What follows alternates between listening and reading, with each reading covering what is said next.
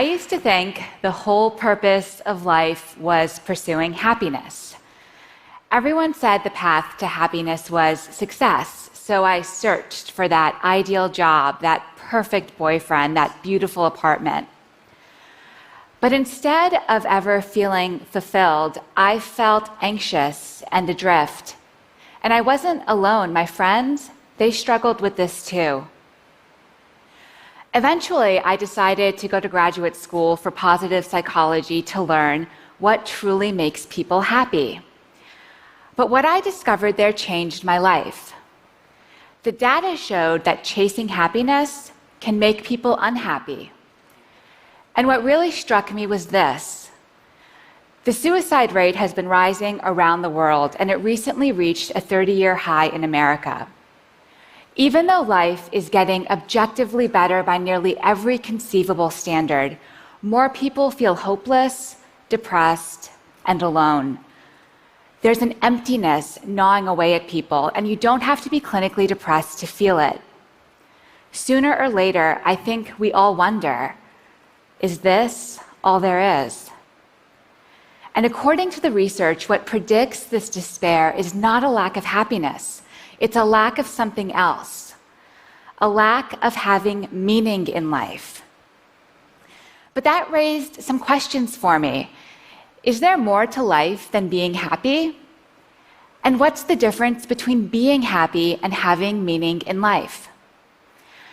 Many psychologists define happiness as a state of comfort and ease, feeling good in the moment.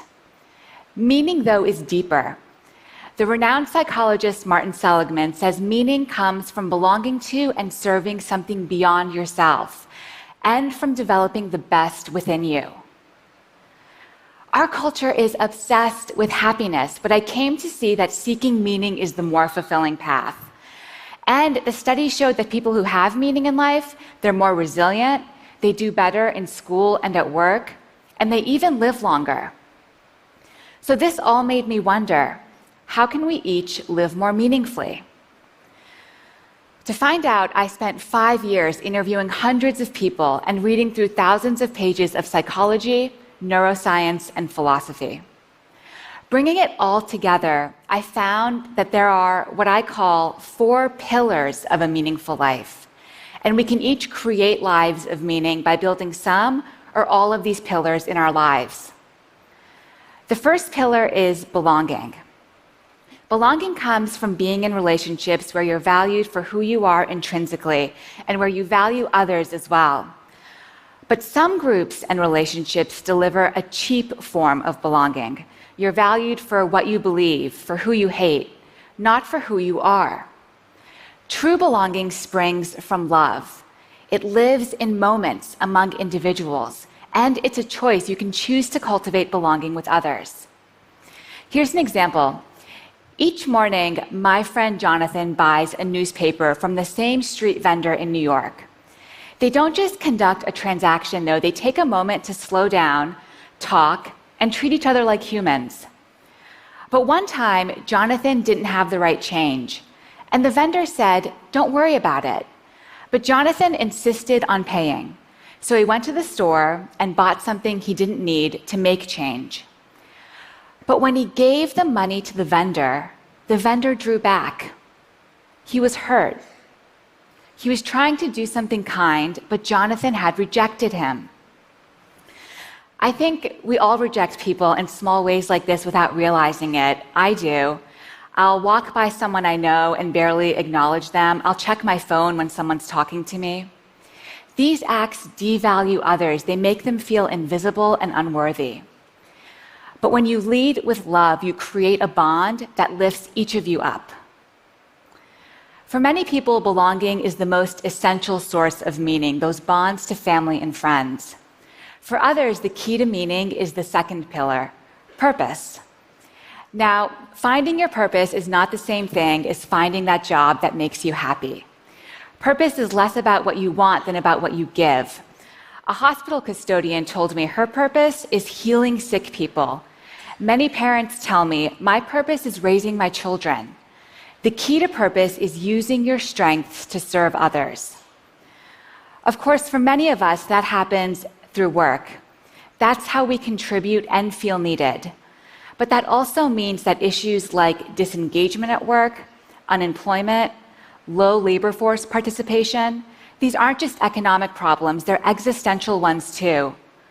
Without something worthwhile to do, people flounder. Of course, you don't have to find purpose at work, but purpose gives you something to live for, some why that drives you forward. The third pillar of meaning is also about stepping beyond yourself, but in a completely different way. Transcendence. Transcendent states are those rare moments when you're lifted above the hustle and bustle of daily life. Your sense of self fades away and you feel connected to a higher reality.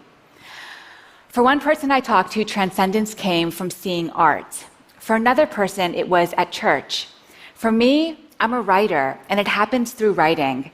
Sometimes I get so in the zone that I lose all sense of time and place. And these transcendent experiences can change you.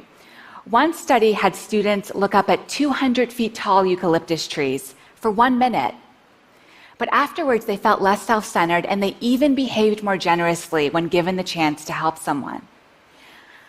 Belonging, purpose, transcendence. Now, the fourth pillar of meaning, I found, tends to surprise people. The fourth pillar is storytelling, the story you tell yourself about yourself. Creating a narrative from the events of your life brings clarity. It helps you understand how you became you. But we don't always realize that we're the authors of our stories and can change the way we're telling them. Your life isn't just a list of events. You can edit, interpret, and retell your story even as you're constrained by the facts. I met a young man named Emeka who'd been paralyzed playing football.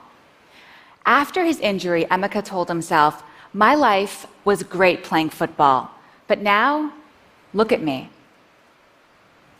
People who tell stories like this, "My life was good, now it's bad," they tend to be more anxious and depressed. And that was Emeka for a while. But with time, he started to weave a different story. His new story was, "Before my injury, my life was purposeless. I partied a lot and was a pretty selfish guy. But my injury made me realize I could be a better man." That edit to his story changed Emeka's life. After telling the new story to himself, Emeka started mentoring kids, and he discovered what his purpose was: serving others. The psychologist Dan McAdams calls this a redemptive story, where the bad is redeemed by the good. People leading meaningful lives, he's found, they tend to tell stories about their lives defined by redemption, growth, and love. But what makes people change their stories? Some people get help from a therapist, but you can do it on your own too, just by reflecting on your life thoughtfully. How your defining experiences shaped you, what you lost, what you gained. That's what Emeka did. You won't change your story overnight. It could take years and be painful. After all, we've all suffered and we all struggle. But embracing those painful memories can lead to new insights and wisdom, to finding that good that sustains you. Belonging, purpose, transcendence, storytelling. Those are the 4 pillars of meaning. When I was younger, I was lucky enough to be surrounded by all of the pillars. My parents ran a Sufi meeting house from our home in Montreal.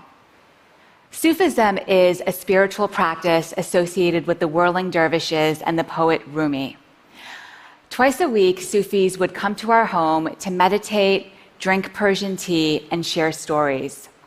Their practice also involved serving all of creation through small acts of love, which meant being kind even when people wronged you. But it gave them a purpose: to rein in the ego. Eventually, I left home for college, and without the daily grounding of Sufism in my life, I felt unmoored, and I started searching for those things that make life worth living. That's what set me on this journey. Looking back, I now realize that the Sufi house had a real culture of meaning. The pillars were part of the architecture, and the presence of the pillars helped us all live more deeply. Of course, the same principle applies in other strong communities as well, good ones and bad ones. Gangs, cults, these are cultures of meaning that use the pillars and give people something to live and die for. But that's exactly why we, as a society, must offer better alternatives. We need to build these pillars within our families and our institutions to help people become their best selves. But living a meaningful life takes work. It's an ongoing process. As each day goes by, we're constantly creating our lives, adding to our story. And sometimes we can get off track. Whenever that happens to me, I remember a powerful experience I had with my father. Several months after I graduated from college, my dad had a massive heart attack that should have killed him. He survived, and when I asked him what was going through his mind as he faced death, he said all he could think about was needing to live so he could be there for my brother and me, and this gave him the will to fight for life. When he went under anesthesia for emergency surgery, instead of counting backwards from 10, he repeated our names like a mantra. He wanted our names to be the last words he spoke on earth if he died. My dad is a carpenter and a Sufi. It's a humble life, but a good life. Lying there facing death, he had a reason to live: love. His sense of belonging within his family, his purpose as a dad, his transcendent meditation repeating our names, these, he says, are the reasons why he survived. That's the story he tells himself. That's the power of meaning. Happiness comes and goes, but when life is really good and when things are really bad, having meaning gives you something to hold on to. Thank you.